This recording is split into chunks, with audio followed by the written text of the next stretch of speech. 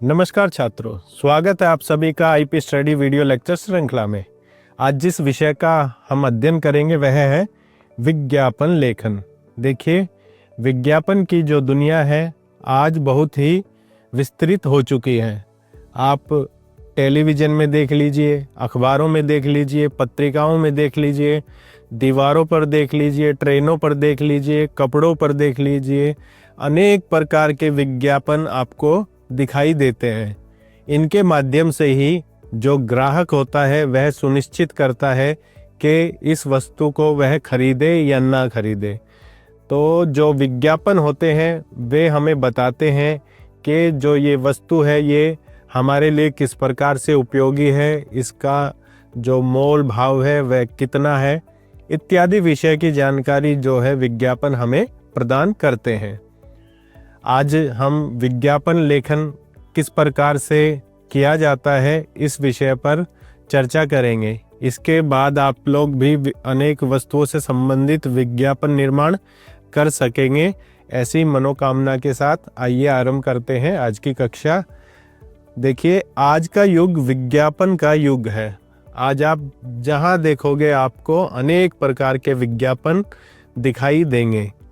उपभोक्ता किसी वस्तु को खरीदना है या नहीं खरीदना यह विज्ञापन के द्वारा ही सुनिश्चित करता है। विज्ञापन एक ऐसा माध्यम है जिससे एक तरफ तो वस्तु की बिक्री बढ़ती है तो दूसरी तरफ विज्ञान से उपभोक्ता को किसी भी वस्तु की उपयोगिता तथा गुणों की जानकारी मिलती है। जो उपभोक्ता होता है, जो ग्राहक होता है, वह वस्तु की उपयोगिता किस प्रकार से वह उसके जीवन को प्रभावित करेगी, कैसे उसका उपयोग किया जा सकता है, इत्यादि विषयों की जो जानकारी है वह विज्ञापनों के माध्यम से ग्राहक को मिलती है। उपभोक्ता को बाजार में बहुत अधिक देर तक भटकना नहीं पड़ता। यदि ऐसा कोई विज्ञापन जैसा कोई साधन न उपलब्ध हो तो ग्राहक को अनेक दुकानों पर जाना पड़ेगा और पूछना पड़ेगा क्या कोई इस प्रकार की जो मेरी इस समस्या का हल कर सके, कोई ऐसी वस्तु उपलब्ध है। वो कार्य क्या होगा, बहुत कठिन हो जाएगा। इसलिए विज्ञापन के माध्यम से मनुष्य पता लगाता है कि जो ये संसाधन है वो किस प्रकार से उसके जीवन को आसान बनाएगा, कैसे उसके प्रतिदिन के कार्यों में उसकी सहायता करेगा। वह अपने क्रय शक्ति के अनुसार विज्ञापन देखकर ही तय कर लेता है कि अमुक वस्तु खरीदनी है और बाजार जाकर फटाफट खरीदकर घर चला आता है। ठीक है, तो जो वस्तु है उसका जो मूल्य है वह भी विज्ञापन के द्वारा हमें पता लगता है। तो ग्राहक जो है वह अपने सामर्थ्य के अनुसार कि मैं इतना व्यय कर सकता हूँ, इतने रुपए में वस्तु खरीद सकता हूँ, उस आधार पर वह निर्णय करता है कि यह वस्तु मुझे लेनी चाहिए या नहीं लेनी चाहिए, और वह फटाफट बाजार जाता है और वस्तु खरीद कर ले आता है। विज्ञापन लेखन में वस्तुओं के गुण, उपयोगिता आदि पर विशेष रूप से प्रकाश डाला जाता है। जो विज्ञापन लेखन होता है वह वस्तु के गुणों को प्रदर्शित करती है, वह कैसे उपयोगी है, इत्यादि विषय के बारे में हमें विस्तार से बताते हैं। इसमें तुकबंदी वाले ऐसे स्लोगन लिखे जाते हैं जिनको पढ़कर उपभोक्ता वस्तु के प्रति बरबस आकर्षित होता है। देखिए, आपको भी अनेक प्रकार के ऐसे जो टैगलाइन है किसी विज्ञापन की वो याद होगी, ये बचपन तक की आपको अभी तक याद होगी, जो आपने कभी बहुत समय पहले सुनी होगी।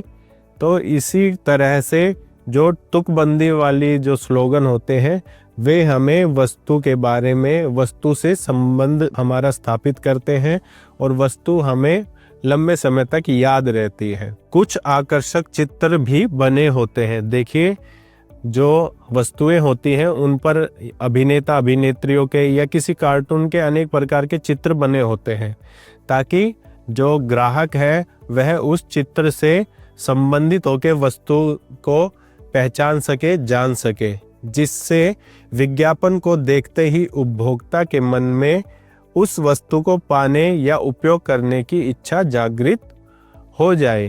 तो जो वस्तु है वह उसको पाने के लिए, उसको खरीदने के लिए उसके मन में इच्छा इन विज्ञापनों के द्वारा जगाई जाती है। आइए अब कुछ उदाहरण देखते हैं। देखिए यहाँ पर दिया गया है जायका आइसक्रीम से संबंधित एक विज्ञापन। तो यहाँ पर देखिए विज्ञापन दिया गया है। यहाँ सबसे पहले एक आइसक्रीम का सुंदर सा चित्र लगाया गया है ताकि उसे देखकर जो बच्चे हैं या ग्राहक हैं उनके मन में उसको खाने के लिए जो इच्छा है वह जागृत हो सके। यहाँ पर सबसे पहले नाम लिखा गया है जायका आइसक्रीम, सभी प्रकार के स्वादों से भरपूर। और फिर देखिए यहाँ पर एक टैगलाइन डाली गई है जायका जन जन का, फायदा तन मन धन का। तो इससे देखिए ग्राहक जो है वह इस वस्तु को की टैगलाइन से इसको याद रखेगा और आइसक्रीम खाने के लिए यहाँ पर सुंदर सा एक विज्ञापन बनाया गया है, तो उसके मन में जो इच्छा है वह भी जागेगी। आगे देखिए अगला है संजीवनी सिरप के लिए विज्ञापन। देखिए विद्यार्थियों को ध्यान में रखकर बनाया गया दुनिया का एकमात्र सिरप।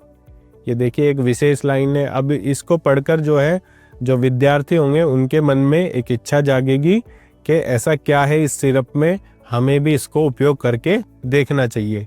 संजीवनी सिरप वस्तु का नाम, ज्ञान का भंडार, समृद्धि का द्वार संजीवनी। तो यहाँ पर देखिए ये ज्ञान बढ़ाने वाला है। यहाँ पर एक विशेष टैगलाइन दी गई है। आगे देखिए 100% आयुर्वेदिक। तो इस प्रकार के आप जो भी वस्तु के गुण हैं वो एक इस तरह से विशेष स्थान बनाकर दिए जा सकते हैं ताकि देखने में और उस वस्तु के प्रति ग्राहकों को और आकर्षक बने। आगे देखिए एकाग्रता बढ़ाने के लिए, मानसिक विकास में उपयोगी, घबराहट और बेचैनी पल भर में दूर करे। तो ये क्या हो गए, इस वस्तु के फायदे जो है वो यहाँ पर लिख दिए। फिर यहाँ पर एक सुंदर उस वस्तु का चित्र लगा दिया ताकि ग्राहक उस वस्तु को पहचान सके। इसी प्रकार आगे देखिए स्मार्टफोन के लिए विज्ञापन पढ़िए और समझिए। यहाँ पर देखिए स्मार्टफोन टैगलाइन दे दी, सबसे सस्ता सबसे बेहतरीन मोबाइल। अब इसकी विशेषताएं बता दी, क्या क्या इसमें फीचर्स हैं।